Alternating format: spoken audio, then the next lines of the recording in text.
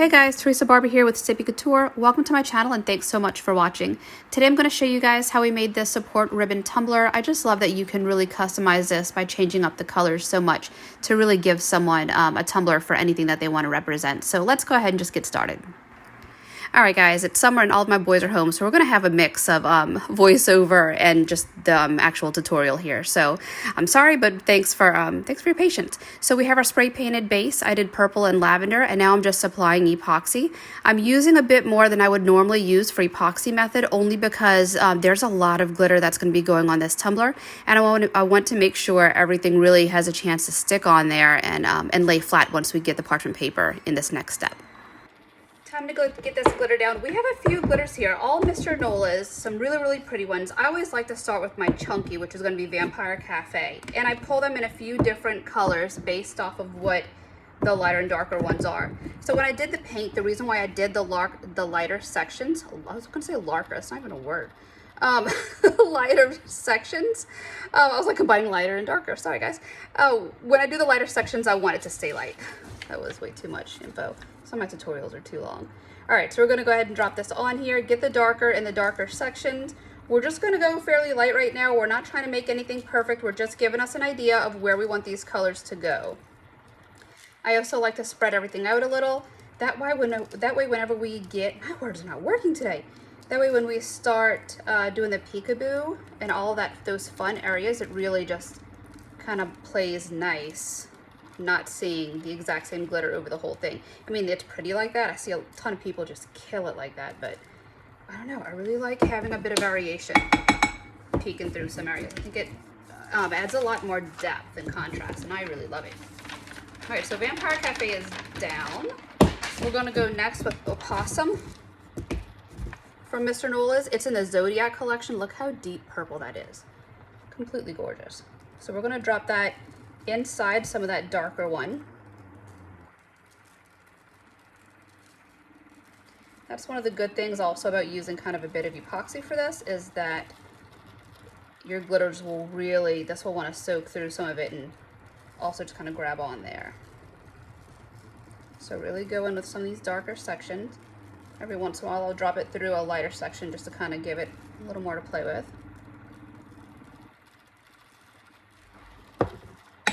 Knock that off of here, and then next we're going to, should I have that closed? Next we're going to go with our lighter color. That's going to be Mr. Ed. It is kind of a pearl chunky mix. It does not have a lot of color to it at all as far as shine goes, and that's kind of what I love about it, because it's going to give a bit of really fun contrast. So this will be sprinkled really lightly through here. Probably would have been a better idea to go lightest to darkest. That way, when I'm reusing my glitters and putting them back into my bucket, it won't contaminate the darker ones, but I usually don't have an issue with too much knocking off. So make sure this gets everywhere. Lay it through some of those darker colors just to help that play a little more.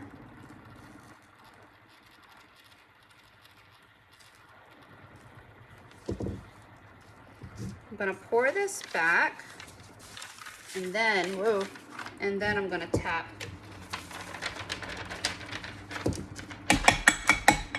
And let the other flop. I have must have dripped epoxy when I put this on because the paper's sticky. Switch papers. Next we're going on with Athena. It is a really high flash purple, and this will give a really good sparkle to some of these areas. So I'm going to focus on this in areas that don't have glitter yet. That way we'll really want to attach. Perfectly fine if it grabs onto other colors too, other sections, because it will definitely lighten up those areas, give it a really pretty sparkle. My God, I can't speak today. Give it a really pretty sparkle.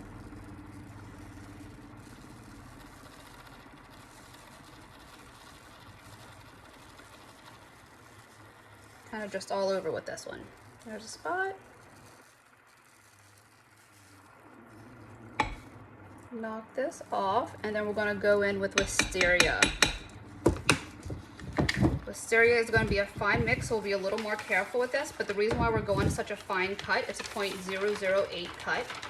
that is going to fall down and fill into some of these sections. Some of the glitters we put down are chunky, and whenever they lay there, they kind of leave gaps, and you can see the base of the tumbler. I don't want that to happen. I want to be able to, if you see through it, you still see glitter. So we're going to keep this lighter color only over the lighter sections. A little caution with this color is that if you put this over black, it will completely change the color of this glitter. It'll pull a green almost. So be careful not to go too deep into that purple with it, with a darker color, because we don't want it to go green at all. Just keep it inside of that, the lighter purple, and you'll be fine. Another option, if you didn't want to take that chance and you just wanted to keep this kind of a light one, is go with something like King Cake, where it holds its color but it doesn't have any type of opal flash to it. All right, I'm grabbing GNO next. This one is a 0.015 cut, so not super thin. It is on one of the thinner ranges of glitter. We're going to drop that in between our purple areas, a dark purple, to help fill in those gaps. And like I said, all of this little bit will add depth. A few people were asking me, you always say about adding depth to your tumbler, like, can you get into that more? And this is what I'm talking about. Just layering glitters, adding them to different sections will really do a lot. Also with GNO, it doesn't have a sparkle to it. It's like a pearl glitter. So that will also give a bit of contrast that you will be able to see through there. Really, really pretty. Keep layering this through. I'm looking for spots around the dark purple area that I may have missed, and anywhere around the bottom that I may have missed getting glitter into. Just drop that in there to help make sure everything's covered. I don't want to add it inside the lighter purple though. And I also don't want to go straight across my rim, because I don't want it to look like, you know, just a circle part around there. So what I'm doing is when I add it, if I add a spot around my rim, I'll also drop it down through the tumbler to help play that off. All right, I'm not going to tap my tumbler right now because I know some of the other glitters I have in there will give a sparkle. So move my paper first. Now I'll tap this off. And sorry for the noise. I didn't have a piece of parchment paper ripped that is clean. The one that I have ripped I used the other day with a neon tumbler, so I can't reuse it. I always reuse my parchment paper though. I'll let it dry because sometimes the epoxy will stick to it, but if it does, you can just let it dry and pop that epoxy off and then reuse your parchment paper. I'm going to go around. I can feel it a little thick in sections. You can see it kind of lifting some of the glitter. If that happens, don't worry about that, guys. We can fix this. Just drop more glitter in the section that it came off in. So really taking a minute to make sure everything's laid down. Again, this is going to be a peekaboo design, so we want to make sure everything is going to be really, really easy to work with. It's not going to create a giant headache that will need a ton of layers before I get those next layers of epoxy in there. All right, so after that was set, I went ahead, took it outside, sprayed it with a coat of clear spray paint, and I did my layer of epoxy. I'm showing you right here. This has just been like 3 hours, and it's completely solid. It's insane. So cup edging tool from Wicked Shimmer. I take it down to the lowest setting. It's just a little black bracket that's under there, and then my blade. I wedge a paring knife between my blade and that lower black piece just to make sure that it has a bit more stability, because I'm fairly aggressive whenever I do this part. So right here I just go around in a circle, trim off the bottom until it cuts all the way, and then you'll see where I go ahead and peel it off, and then I'll use acetone to clean up that bottom edge part. There were a few bumps in that last step, so I needed to be sure that all of those were taken out. So I did take this out to the garage and sand it down really well with a 60 grit sanding sponge. And now I'm just putting another layer of epoxy over it. For this next step, you cannot put paint over sanded epoxy. What will happen is that as you're removing the paint with acetone, it will get stuck in those sanded grooves. So make sure anytime that you sand your tumbler, put a layer of epoxy, fresh layer of epoxy, before you do any type of paint. I have the stencils that I'm going to use cut out in Duck Brand shelf liner. You can find this over at Walmart, and I believe I just got this online. You can get this big old roll, and it's a lot cheaper than using any other type of vinyl. It does not leave any sort of sticky residue. Your machine might have a Cricut. It'll cut it on the paper setting, and I just love it. A lot cheaper. So this is what I use. We're going to go ahead and transfer this onto the tumbler. I like using clear contact paper. You can reuse these strips a lot. It's a lot cheaper and still comes in a big old roll, so that's kind of what I prefer. We're We're going to go ahead and get this on here. For this big ribbon part, I like to find a part of my tumbler with a bit of variety on it as far as glitter goes. I want it to show a bit of all the colors, the darker and the light. If I have a part that's kind of like that big light purple that you see, I kind of skip over that and leave that to somewhere else. That way my whole tumbler doesn't just look like that one color behind the peekaboo. So I pick a spot that has a lot of variety, get the ribbon on one side. I like to put it on an angle, just gives it a little more fun, and then I put the name on the reverse side.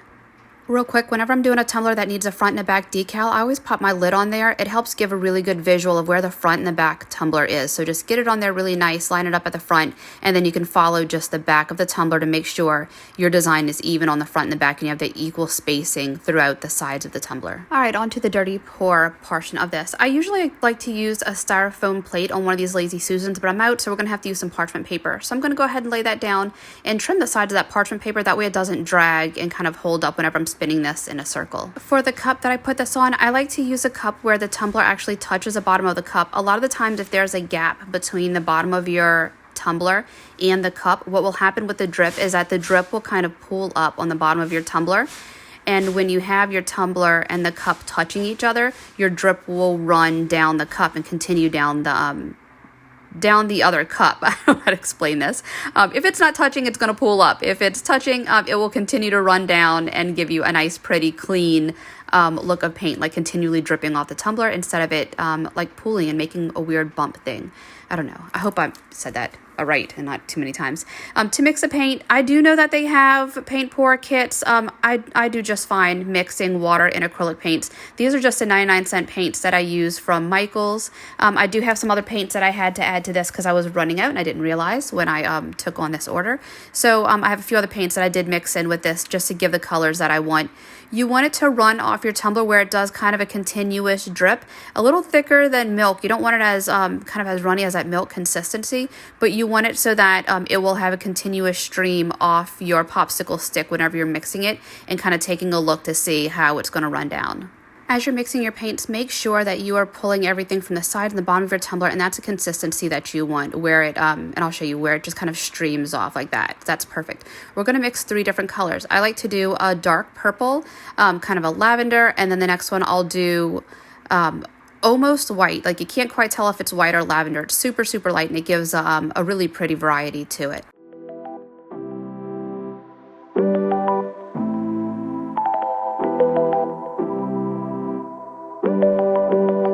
We're going to go ahead and get this onto the tumbler. I like to pour it in sections. I get my darker color on first, then I do the lighter, and then I smear it down the tumbler. It's a lot easier for your paint to keep flowing when it has a spot of paint to already flow on.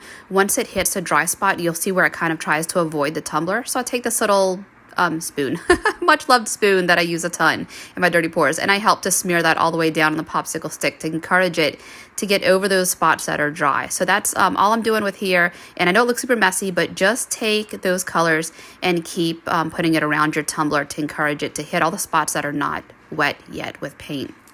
The other way you can do this is if you wanted, you can take all of your paints, pour them into one cup and just do one big dump over it.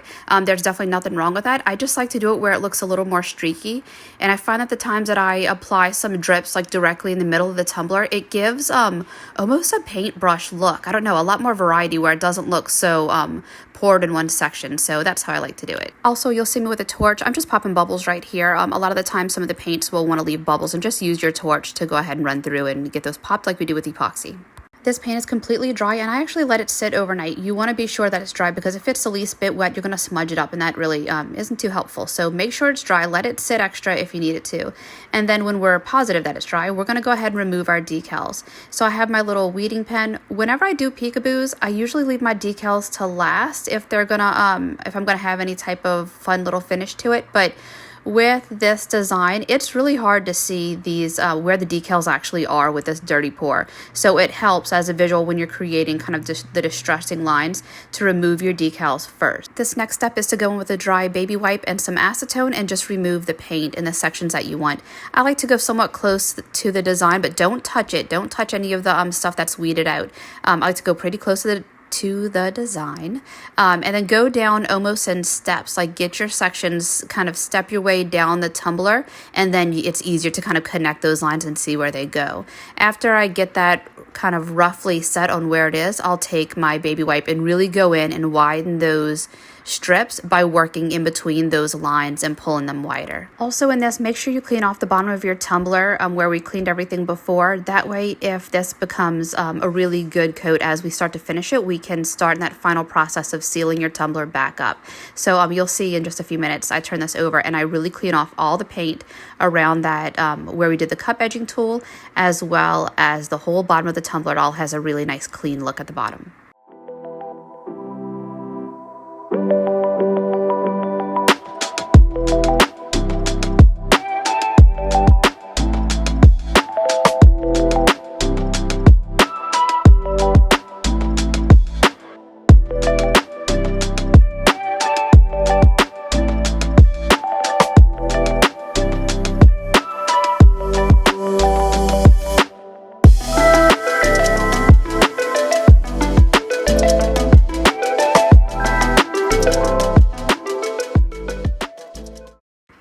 Alright, it's time to get the outlines on, and I like to put these right on top of the paint. I do not do a layer of epoxy because I have a little bit of forgiveness. If for some reason my name doesn't line up perfect, what I can do is actually grab my little knife and remove some of the paint from some of the edges under the decal. If we would have had a layer of epoxy and for some reason it doesn't line up, you're kind of stuck. But this way, like I said, you have that forgiveness and you could just clean it up with your little craft knife or popsicle stick, toothpick, whatever you need to remove that paint. So the name went on pretty easy. This part I struggled with. Those ribbons, so this is what you want to do. Cut your ribbons right where the creases are. I like to use a textured vinyl or even a glittered vinyl for this. That way it has a little more forgiveness and you can't see those lines once you piece it together. So what I end up doing, that part ripped, whoops. So right there is where I cut it right against those lines. That way you can lay it down in parts and you can't even tell. Once it gets epoxy over it, you can't tell. And like I said, that's a really good thing about using a textured or glittered vinyl, is that you can really adjust your lines and play it off, and you can't tell.